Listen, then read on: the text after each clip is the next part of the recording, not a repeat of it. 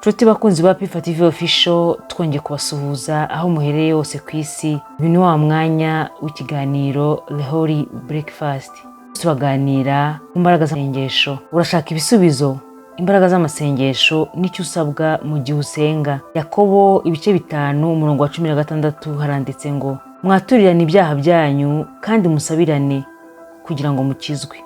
Gusenga k'umukiranutsi kugira umumaro mwinshi iyo asenganye umwete.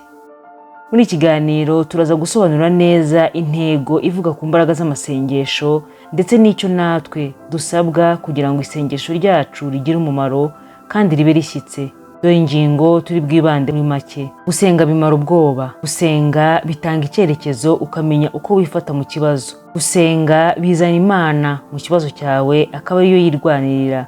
Gusenga bizana intsinzi bikarema impinduka. Iyo dusomye Bibiliya, umwami Yehoshafati atubera urugero rwiza rwo gusenga mu gihe cy'akaga. Mu gihe yari ashobewe atewe n'ingabo nyinshi zimurusha imbaraga, yahisemo kujya imbere y'Imana. We n'abayuda yari ayoboye barasenga. Asenga avuga ati, Mana yacu ntiwakwemera kubahana. Nta mbaraga dufite zarwanya izi ngabo ni nyinshi ziduteye, kandi tubuze uko twigira, ariko ni wowe duhanze amaso. Turabisanga muri Ngoma ya 2 ibice 20:12. Muri iki gice dusomye harimo ibintu bine bigaragaza imbaraga zo gusenga mu gihe cy'amakuba. Icya mbere, gusenga bimara ubwoba. Reka dusome amagambo y'indirimbo ya 62 igitero cya mbere n'icya gatatu.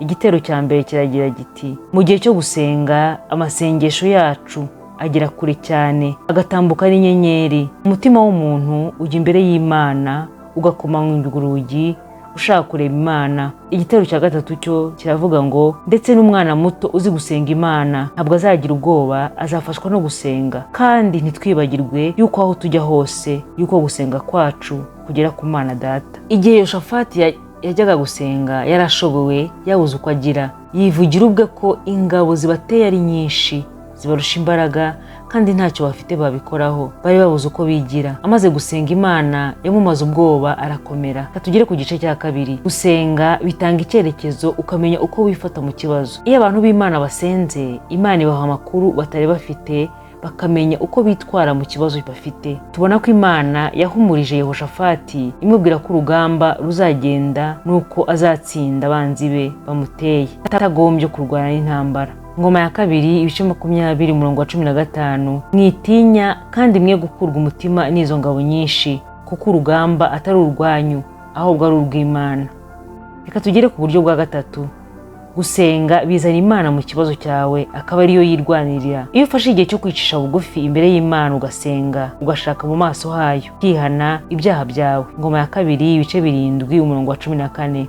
Bizana Imana mu kibazo cyawe igakukiza akaga n'amakuba wari urimo. Rero muri Ngoma ya 2 ibice 20:17.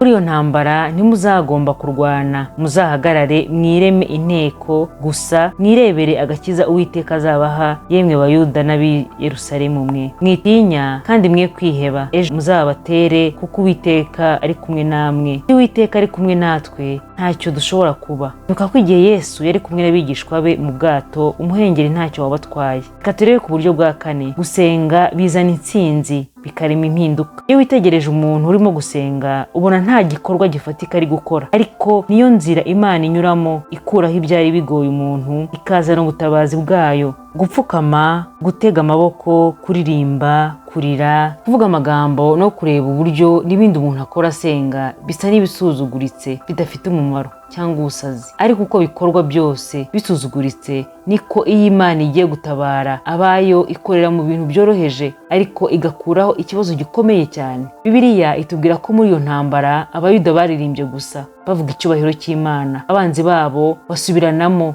baricana hagati yabo, ntihasigara n'umwe. Turasoma muri Ngoma ya 2 ibice 20:21 kugeza ku 24. Twasuza tuvuga ko mu gusenga harimo imbaraga zitsinda ibiturwanya byose, zikura umuntu mu makuba no mu byago. Gusenga bihindura imibabaro ikaba ibitwenge. gusenga bikuraho ibyari biriho igashyiraho ibindi. Fata igihe cyo gusenga Imana ikureho iki kibazo kitwugarije ndetse uyereke ikindi kibazo cyose waba ufite igutabare. Wibuke gusenga k'umukiranutsi kugira umumaro mwinshi yasenganye umwete. Ni Yakobo ibice 5 umurongo wa 16b. Hari icyo iyi Holy Breakfast igufashije? Twandikiye muri comment, ukore like na share na subscribe. Ibyiza biri